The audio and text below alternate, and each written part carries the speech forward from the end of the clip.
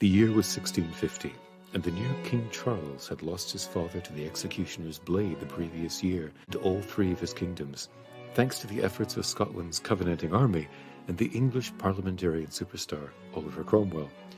His only hope of reclaiming England was, ironically, through Scotland, where he landed in that year to a welcoming party at Garmouth on the River Spey, in the extreme northeast of Scotland. This young King of Scotland was now miserable at having to obey the strict Presbyterian rules of his hosts, which meant that he could not indulge in his favourite pastime of womanizing. At one point he even attempted to escape, unsuccessfully. In any event, greater concerns were at stake, and he needed the Scottish army to help him retake England and expel Cromwell and company from London. Unfortunately, by 3rd September 1650, Charles would suffer his biggest defeat to date with the Battle of Dunbar. To add even more misery to his failing cause, that would be trumped with another at Worcester on the exact same date in 1651. His Scottish soldiers were then thrown into disarray, and he narrowly escaped with his life. But escape he did, and in an account full of clever disguises and near captures, Charles finally fled Britain in a boat to rejoin his mother, the Dowager Queen, in France. For the next 9 years he would wander the courts of Europe, his time in Scotland a fateful memory of a lost cause and an abandoned monarchy.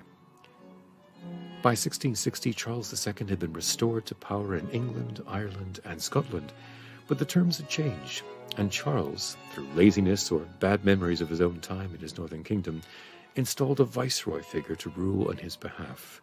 This man was John Maitland, made Duke of Lauderdale in 1672, the same man who had spurred Charles on to disaster at Dunbar and Worcester, so it said.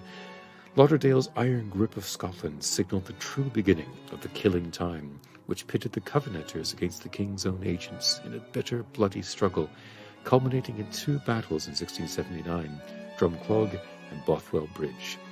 The final defeat of the Covenanters would lead to masses of men being imprisoned in what is now Greyfriars Kirkyard, but which was then known as Inner Greyfriar Yard. Lauderdale's rule had become unpopular in his native Scotland, and by 1680, Charles II accepted his resignation owing to bad health, and in the meantime had sent his own brother, James, Duke of Albany, to govern Scotland from Edinburgh. James had been sent north for his own safety, as his older brother Charles was under great pressure from the English Parliament to disinherit the Duke because of his Roman Catholicism. Oddly enough, he became a capable governor, and may have inspired greater affection in at least some of the Scots. Unfortunately for him, history tends to know him as a disastrous James VII and II, who, as predicted by his brother Charles, would lose his kingdoms as well. What did Charles II think of Scotland? It's hard for us to know precisely.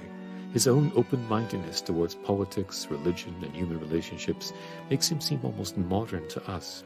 But at the time, his passionately Presbyterian critics would have seen this as a dangerous weakness.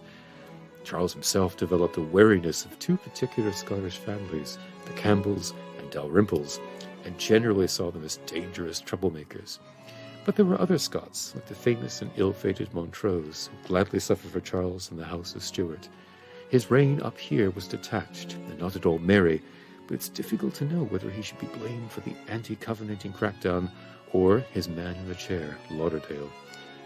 Despite this troubled legacy, we do at least possess one of the greatest 17th century sculptures still seen in the open air, a very visible reminder of a man who lost and gained a kingdom. Incidentally, the dramatically raised leg of his statue's horse does not indicate a brave death by wounds incurred in battle, but is merely there for theatrical effect. The real man died peacefully in his own bed at Whitehall Palace. "I am sorry, gentlemen," he famously declared, "for being such an unconscionable time a-dying."